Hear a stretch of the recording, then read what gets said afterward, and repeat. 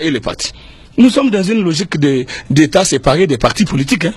Même le président de la République, on a bien dit que le président de la République, c'est dit à la Constitution, à l'article 46, le président de la République, une fois élu, il est le chef de l'État. Et il est le président de tout le monde.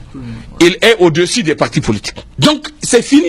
Lui et les partis, ils sont en congé. Donc, par conséquent, les questions partisanes sont de côté parce que l'article 4, alinéa 2 de la Constitution est très clair. Il nous a dit de manière ferme que dans l'exercice du pouvoir d'État, le pouvoir personnel, l'esprit de clan, le favoritisme, la concussion, la corruption, le blanchiment d'argent sont bannis. Voilà quelqu'un qui vient nous dire qu'ils ont fait une opération pour gagner gratis. Mais le mot est trop gros. Il n'y a pas de gratis. Comment il peut parler de gratis dans une opération aussi à risque? Parce que si c'était seulement du gratis, donc toutes les bourses du monde allaient fermer. Si réellement c'est tout ce qui se passe là-bas, c'est pas une activité commerciale, une opération commerciale, une opération d'un certain risque avec un certain effort à fournir, tu ne vas pas dire que c'est du gratis. Dans les propos tels qu'ils ont été tenus, tels qu'il a pu dire, tel que le ministre de l'Intérieur a voulu parler en parlant avec sa robe de président de parti, et il pense que, et quand il s'agit de leurs camarades, parce qu'il est allé même jusqu'à dire, ils ne se reprochent rien du tout, que s'ils avaient quelque chose à se reprocher, ils n'allaient pas nommer à la tête de ces ministères des alliés, ils allaient nommer des gens qui sont leurs camarades, leurs proches. Mais ça en dit long, cette expression-là. Ça en dit très long. Quand il dit qu'ils peuvent agir comme ça veut dire qu'en réalité, dans leur tête, ils pensent que quand ils doivent faire des choses combines, même en tant que, au sein de leur parti, ils peuvent s'entendre pour faire de la combine contre le peuple. Mais ça, c'est grave. C'est triste. Mais on ne crée pas un parti pour faire des combines. Et que considérer que tous les militants du parti doivent accepter de se solidariser dans une logique de combine pour devenir des combinards. Parce que ils sont du même parti et quand il y a du faux, on se met ensemble et on fait une coalition pour être dans la position de pouvoir promouvoir l'omerta et bloquer que l'information aille dehors. Mais c'est très grave, ces propos du ministre de l'Intérieur, M. Bazoum. C'est ça même qui nous choque, plus que tout ce qu'on a dit. Peut-être que l'autre, il a agi même, on peut considérer qu'il a agi peut-être en ayant à l'esprit que l'argent a gagné qu'on leur a dit. Mais les propos de M. Bazoum viennent pour totalement aggraver la situation parce que c'est une insulte grave et grossière au peuple vis-à-vis du peuple nigérien, dans une logique de mépris, avec une arrogance mal placée. Moi, je ne sais pas d'où ces gens-là tirent les motifs de leur arrogance.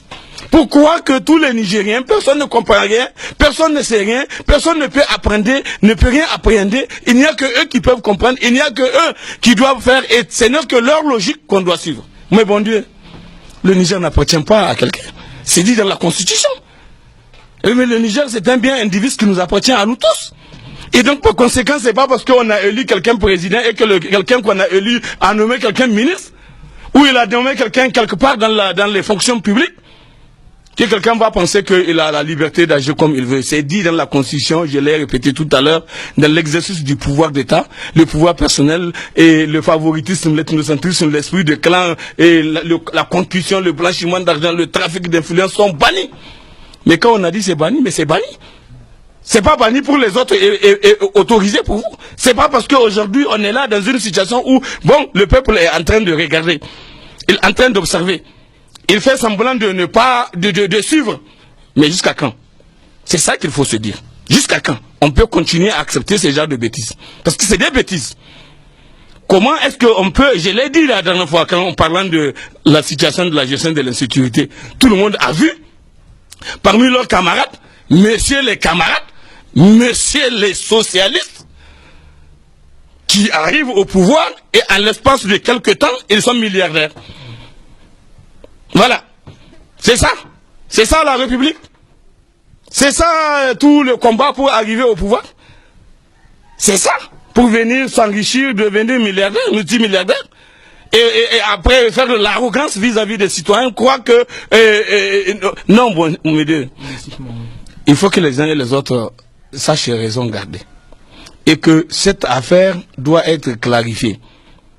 Le ministre de l'Intérieur, comme les autres, qui pensent qu'ils doivent se solidariser dans une logique d'omerta entre eux, parce qu'il ne s'agit même pas, il ne faut pas qu'il engage même le parti. Le parti n'est concerné à rien. En quoi les autres militants des Nigériens du parti, de leur parti, sont concernés par certaines scabreuses affaires qu'ils sont en train de faire, dont seuls eux ont les secrets.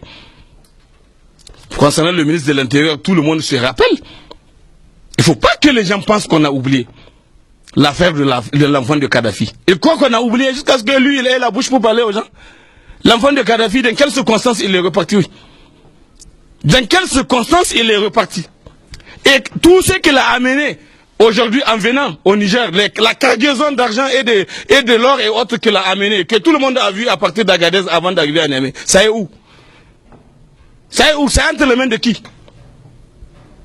Qui s'est débrouillé à être dans la situation de pouvoir être en situation de dissimuler tout ça aujourd'hui? Parce que l'enfant, tout le monde sait qu'au moment où il partait, il est reparti les mains liées. Donc il est parti main vide. Donc il n'a qu'à se tenir tranquille. Hein. C'est très important. Nous ne pouvons pas accepter ça. Et les choses doivent se clarifier. Le Niger là, c'est pour nous tous. Et le président de la République, lui aussi, doit savoir que c'est à lui que le peuple a fait confiance. Et dans des conditions même très douteuses désormais. Parce que tout le monde sait, et eux-mêmes l'ont dit, qu'ils n'ont pas eu confiance, et ils n'ont pas confiance au fichier électoral qui a permis l'élection, qu'il a renouvelé le mandat. Donc aujourd'hui, c'est une élection douteuse sur la base d'un fichier douteux que eux-mêmes ont contesté. Donc ils n'ont qu'à faire attention. Et ce n'est pas par la force qu'ils sont arrivés, et donc ils ne peuvent pas être dans la position de vouloir s'imposer par la force.